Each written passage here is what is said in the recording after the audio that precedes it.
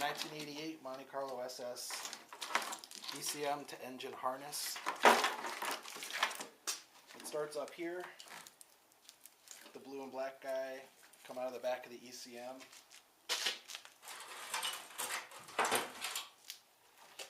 Like so. They go through the firewall on this great big grommet here. And the first stop, it's screwed to the, I guess that's the blower motor housing. The first plug on there, it has 5 spots, only 4 of them have pins in them. That's for the spark control module, which is in the middle of this thing right here behind the coolant overflow tank. That plugs in blue wire up. Next to that, barometric pressure sensor that plugs in on the outside here. It's the outermost connector. That plugs in with a little tab thing on the outside. So the fat harness part here, it continues on towards the motor.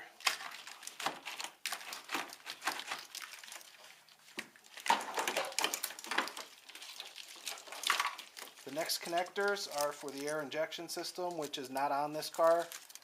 You would see the air pump down here under the alternator. Somebody removed it from this one. So the air diverter and air select plugs here, they're not used in this situation.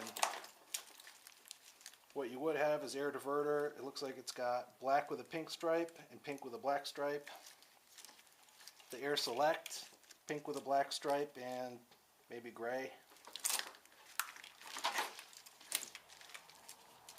This goes to the idle stop solenoid. I have no idea where that is. If somebody knows where that is and wants to tell me, I'd love to hear about it. Moving on, we have the only other plug here where I don't know what this is. I didn't see it in the book. It's melted together here. It looks like somebody had cloth tape or a band-aid on there. The one in the car here, also melted. So they're trying to draw too many amps through there, and it sort of fused itself together.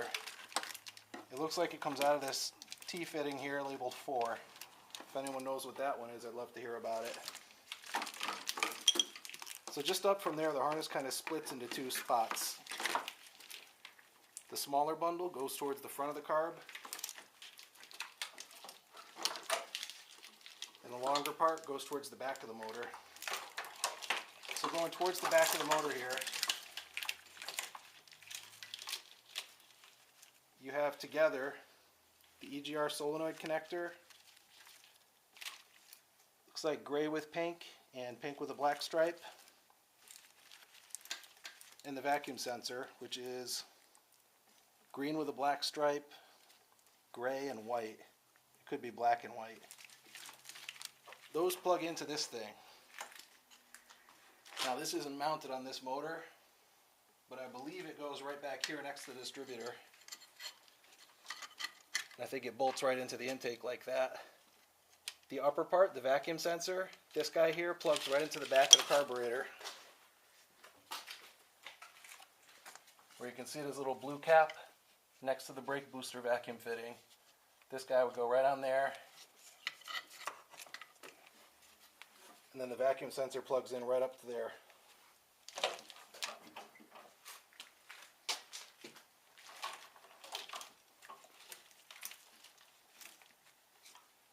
He's going to plug in with the, good gosh, the white wire on the left, green in the middle, black on the right.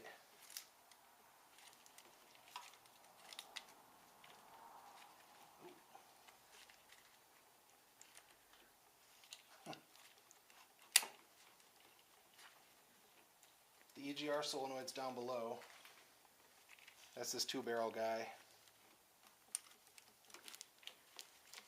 I'm guessing these 2 vacuum fittings here would go to the Egr valve, which is not in place on this car. This car has a block-off plate. But they would have a connector like that with these 2 vacuum fittings, which I guess would go down to the Egr valve.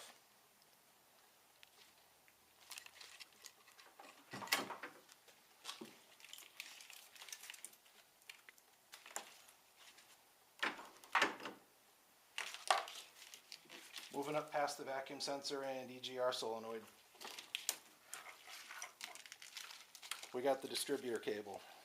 Now this has, let's see, gray with a red stripe, tan with a black stripe, white, and purple with a white stripe. Maybe that's pink. Yeah, pink with a white stripe. This plugs in to the base of the distributor on the back side, closer to the passenger side, that plug. Then the other plug comes out of there and on the other side of the distributor and goes up to the coil here.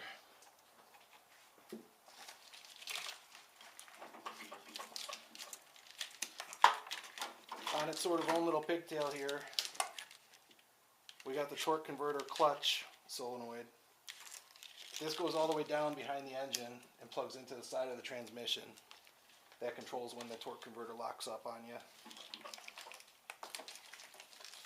Finally, moving past the distributor cable, we got the oxygen sensor. That's just a single purple wire with a sort of single barrel plug. If you got your stock manifolds, I believe the oxygen sensor is down on the driver's side. This car has headers, so it's not there to plug in. I'm guessing it was on the driver's side because it's a long wire, and whoever did this car sort of draped it over the brakes. So coming back to the split for the part that goes to the front of the carburetor.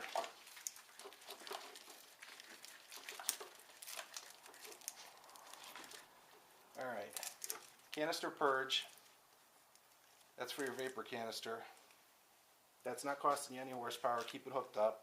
If you don't have one, get one. It's got green with a yellow stripe and pink with a black stripe. I don't know what that looks like. I can't show it to you because I don't have one yet. And next to that, the throttle position sensor. This goes into the front of the carburetor and it lets you know at what position your throttle is so the computer can react accordingly. Looks like it plugs in with gray wire on top, blue in the middle, and black on the bottom. Plugs in just right there.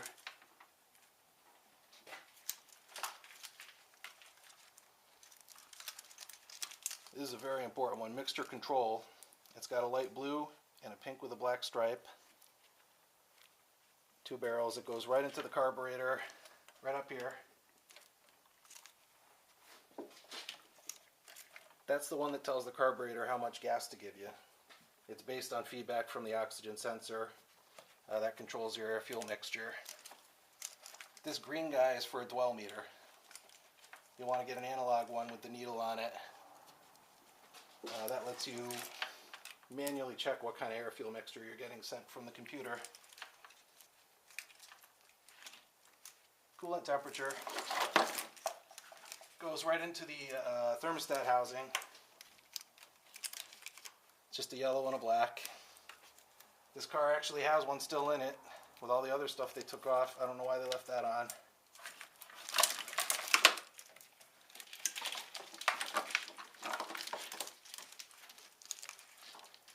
If you see any rings like this, these are for ground, I guess. I don't know where they want you to put this one. Probably off one of those bolts.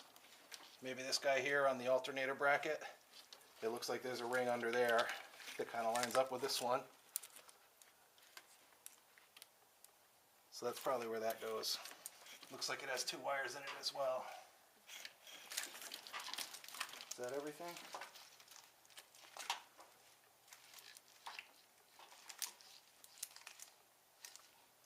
That's everything.